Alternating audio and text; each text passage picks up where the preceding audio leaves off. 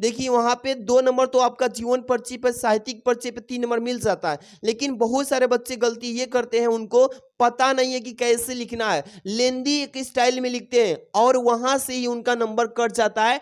देखिए hard work के जगह स्मार्ट वर्क करिए। जीतेंगे हम ये वादा कर लो, जीतेंगे हम ये वादा कर लो, कोशिश हमसे ज्यादा कर लो, किस्मत भी रूठे पर हिम्मत न टूटे, मजबूत इतना इरादा कर लो। बहुत बहुत स्वागत है जितने भी प्यारे बच्चों का हिंदी का यानी कि सीधे सीधे 24 फरवरी को पेपर है, तो आज की वीडियो मिस मत करना। बहुत बच्चे गलती करते हैं बाबू, जो आपका साहित्यिक पर्ची लिखने के लिए आता है 5 नंबर का, वहीं पे गलती करते हैं। देखिए वहां पे 2 नंबर तो आपका जीवन पर्ची पे, साहित्यिक पर्ची पे 3 नंबर मिल जाता है। लेकिन बहुत सारे बच्चे गलती ये करते हैं, उनको पता नहीं है कि कैसे लिखना है, लेंदी एक स्टाइल में लिखते हैं और वहां से ही उनका नंबर कट जाता है। देखिए हार्ड वर्क के जगह स्मार्ट वर्क करिए। स्मार्ट वर्क कैसे करना है, यहां पे देखिए स्मार्ट वर्क तरीके से आपको लिख के आना है। सबसे पहले तो ये देखिए लिखने का ट्रिक कैसे लिखना है, बॉडी लैंग्वेज पता होना चाहिए। बहुत बच्चे पेपर देंगे लेकिन सबको पता नहीं होता है कि एग्जाम में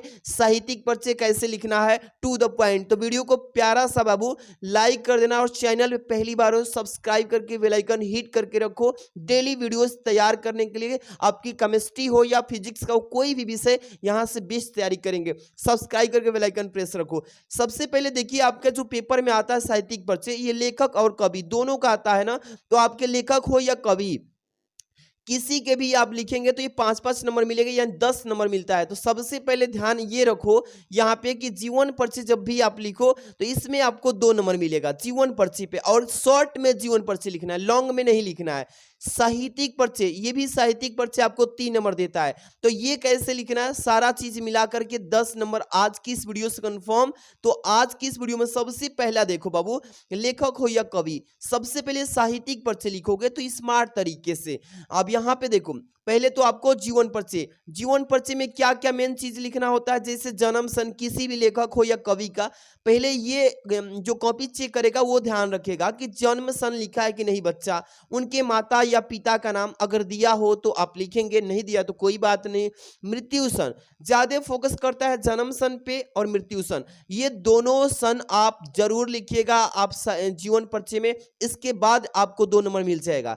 इसके बाद यहाँ से साहित्यिक पर्चे 3 नंबर। क्या क्या लिखते हैं साहित्यिक पर्चे में, क्या क्या मेन इंपॉर्टेंट चीज होता है, रचनाएं वगैरह कितना कितना लिखे सर कि पूरा मिल जाए, क्या हम पूरा छाप दें, नहीं बाबू, to the point smart work. सबसे पहले हम आपको लेके चलेंगे स्मार्ट वर्क की तरफ। ये जो आप देख रहे हो ये क्वेश्चन नंबर 5 के कॉम में आएगा। यहाँ पे 5 मैंने नहीं लिखा बट आपको बताऊंगा, 5 के कॉम में ये लेखक का साहित्यिक पर्चे यही आता है ना। सबसे पहले उनका किसी भी लेखक का छोटा सा जीवन पर्ची देते हैं। जीवन पर्ची में क्या होता है सर, उनका जन्म सन, माता पिता का नाम, मृत्यु सन, बस यही। ठीक, जैसे आप पेपर में ऐसे इसी फॉर्मेट में लिखिएगा।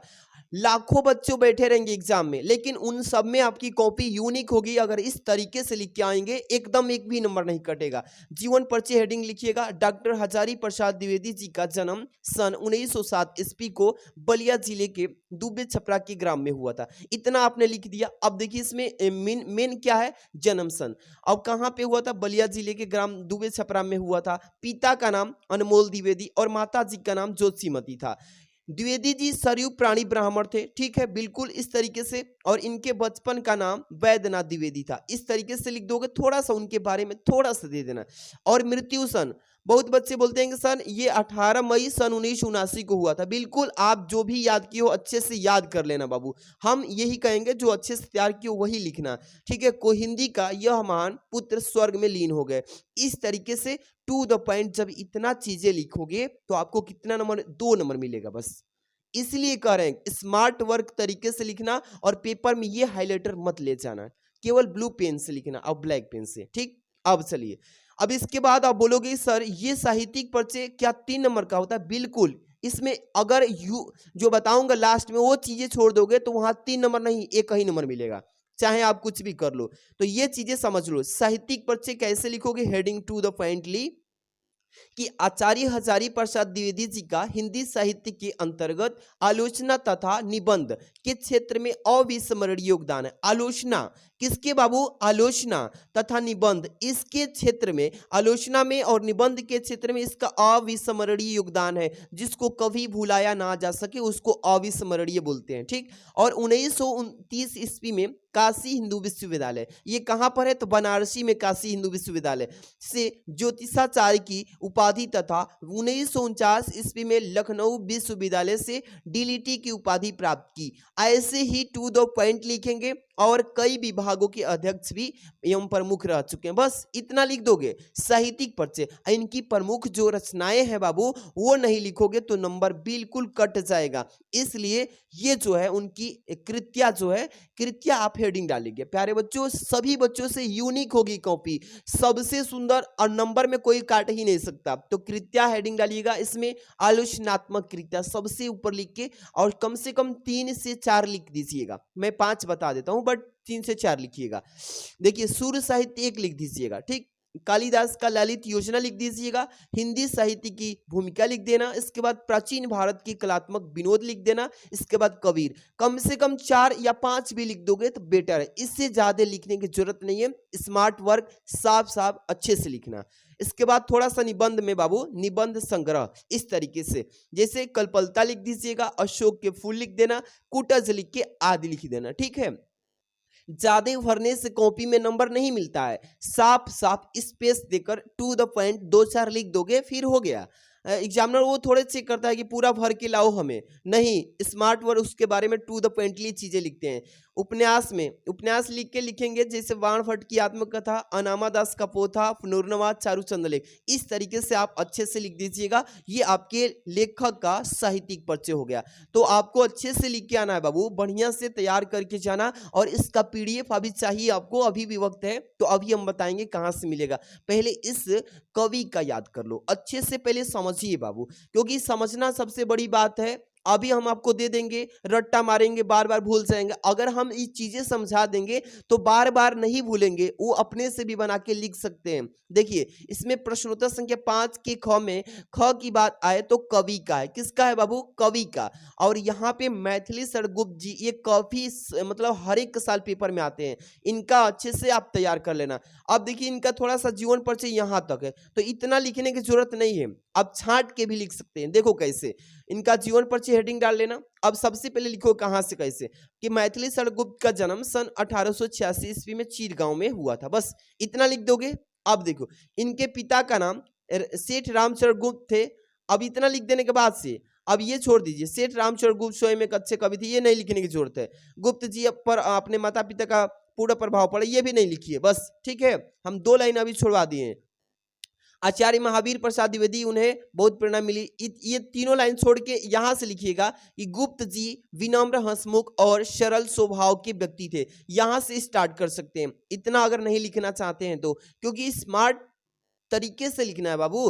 और साकेत महाकाव्य पर उन्हें हिंदी साहित्य सम्मेलन प्रयाग से मंगला पारितोषिक भी मिला है। इस तरीके से, और भारत सरकार द्वारा गुप्त जी को साहित्य सेवा के लिए पद्म भूषण से सम्मानित किया गया है। बस इतना लिख दीजिएगा। इतना लिखने के बाद से अब आ जाइए यहाँ पर आ जाइए। कहाँ से? मृत्यु सन पे, कि 12 दिसंबर 1964 ईस्वी को माँ भारती का यह महान साधक स्वर्ग में विलीन हो गए। इस तरीके से कैसे जीवन परिचय भाई क्या होता है, इसमें जन्म सन, इनके पिताजी का नाम, माताजी का दिया है तो लिख दो, और नहीं तो इनके 1-2 छोटा सा जो कार्य है उसको लिख के और तब से यहाँ से लिख देना कि मृत्यु किस सन में हुआ, 12 दिसंबर, इस तरीके से लिख के विलीन हो गए। बस ये आपको 2 नंबर दिला देगा इसी तरीके से। अब इसके बाद चाहें तो यहाँ से साहित्यिक सेवाएं, इनकी जो साहित्यिक सेवाएं, यहीं से तो नंबर बढ़ता है, ये नहीं लिखोगे तो नंबर कट जाएगा, इसलिए ध्यान रख के करना। साहित्यिक सेवाएं हेडिंग डालिएगा। इसमें क्या लिखते हैं, जैसे कि गुप्त जी का झुकाव गति काव्य की ओर था और राष्ट्र प्रेम इनकी कविता का प्रमुख स्वर रहा है। ठीक है, इनके काव्य में भारतीय संस्कृति का प्रेरणाप्रद चित्रण हुआ है, ऐसे लिखिएगा। टू द पॉइंट लिखते हैं बाबू, साफ साफ स्पेस देकर के लिखना। ये नहीं कि एक में जुटा मुटा के लिख देंगे तो वहां पे नंबर कटने का चांस बन जाएगा। थोड़ा स्पेस दे के लिखिएगा, फाक फाक, ठीक है ना। इसके बाद इनके साकेत महाकाव्य पर हिंदी साहित्य सम्मेलन प्रयाग मंगला प्रसाद पारितोषिक भी मिला है। इस तरीके से साहित्यिक सेवा लिख देना। इतना कम से कम 2-4 यानी कि 6 लाइन में जो आटेगा फाक फाक लिख के अच्छे से भर देना। इसके बाद थोड़ा सा इनका जो साकेत है वही लिख देना। यह उत्कृष्ट महाकाव्य है जो श्री रामचरितमानस के बाद राम काव्य का प्रमुख स्तंभ है। इस तरीके से बाबू अच्छे से छाप देना। इसके बाद साहित्य में स्थान जरूर लिखना। यहाँ पे नहीं लिखोगे तो 1 नंबर बिल्कुल काट लेगा एग्जामिनर, आपको 4 ही नंबर देगा। इसलिए साहित्य में स्थान को क्या लिखते हैं, देखो इससे हेडिंग लिख लोगे साहित्य में स्थान और लिखोगे कि राष्ट्रीय कवि। ये कौन से कवि हैं, तो राष्ट्रीय कवि मैथिली शरगुप्त आधुनिक हिंदी के सर्वाधिक लोकप्रिय कवि रहे हैं और खड़ी बोली को काव्य के सांचे ढालकर परिष्कृत यानी कि दिखाया है और करने का जो असाधारण कौशल इन्होंने दिखाया वह अविस्मरणीय रहेगा, यानी कि जिसको भुलाया नहीं जा सकता। और इन्होंने राष्ट्र को जगाया और उसकी चेतना को वाणी दी। इस तरीके से टू द पॉइंट लिखेंगे, फिर 3 नंबर यहाँ से मिलेगा। और टोटल की बात करूं तो ये आपके साहित्यिक परिचय और जीवन परिचय से मिलके 5 नंबर मिल जाएगा। तो ऐसे ही लिखना है।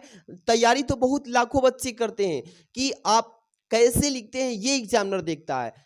4 पन्ना यानी कि भरने से बेटर है कि 2 ही पन्ना लिखें, लेकिन बॉडी लैंग्वेज में सूटेबल स्मार्ट वर्क तरीके से, जहां ब्लैक पेन का यूज करना है वैसे करिए, ब्लू पेन से लिखिए, अच्छे से लिखिए। इस तरीके से लिखोगे भाई टॉपर बनने से कोई रोक नहीं सकता। मेरा वादा है आपसे, वीडियो को प्यारा सा लाइक कर दो, सब लोग पास हो जाएंगे। और चैनल को सब्सक्राइब करके बेल आइकन प्रेस रखो। और इसका पीडीएफ चाहिए तो बाबू सब लोग इस वीडियो के डिस्क्रिप्शन में डीके सर क्लासेज जो है ना टेलीग्राम, उस टेलीग्राम पे जाएंगे तो यही डीपी दिखेगा जो चैनल पे दिख रहा है, वहां भी जुड़ जाइए। और वीडियो के डिस्क्रिप्शन में आपको व्हाट्सएप ग्रुप का लिंक दे देते हैं, और जिस भी बच्चे को जुड़ना है व्हाट्सएप ग्रुप में जुड़ जाइए, वहां भी सेंड कर देंगे। वीडियो को लाइक कर देना, शेयर कर देना। Thanks for watching.